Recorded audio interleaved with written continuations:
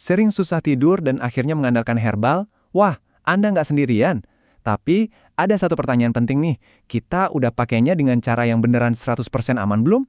Yuk kita bedah bareng-bareng panduan singkatnya, biar tidur kita nggak cuma lelap tapi juga aman. Coba deh jujur, pas kita ambil suplemen herbal itu, pernah nggak sih pertanyaan ini kepikiran? Kita tuh sering banget mikir, karena ini alami, ya pastinya aman. Tapi, apa benar asumsi kita itu?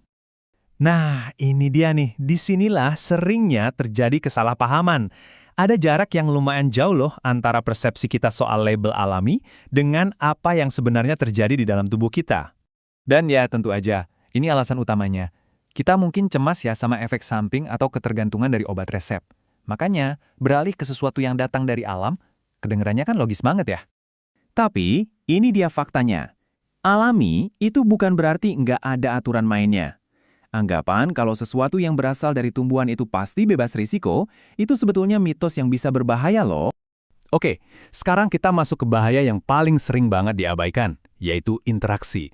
Serius, kalau ada satu hal yang perlu banget Anda ingat dari obrolan kita hari ini, ya ini dia. Sebelum lanjut, kita harus paham dulu istilah ini. Gampangnya gini, depresan sistem saraf pusat itu adalah apapun yang bikin kerja otak kita jadi lebih lambat, lebih rileks. Nah, herbal tidur, alkohol, dan obat penenang itu semuanya masuk ke dalam kategori ini.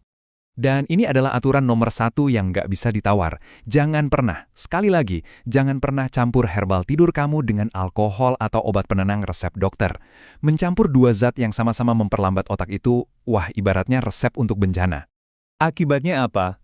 Efek menenangkannya itu bukan sekedar nambah, tapi bisa berlipat ganda secara berbahaya.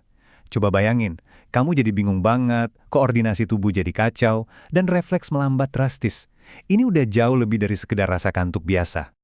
Oke, cukup ya soal peringatannya. Sekarang gimana cara yang benar dan aman? Tenang aja, aturannya sebetulnya sederhana banget kok. Kuncinya ada di waktu. Minumlah sekitar 30-60 menit sebelum waktu tidur yang kamu inginkan.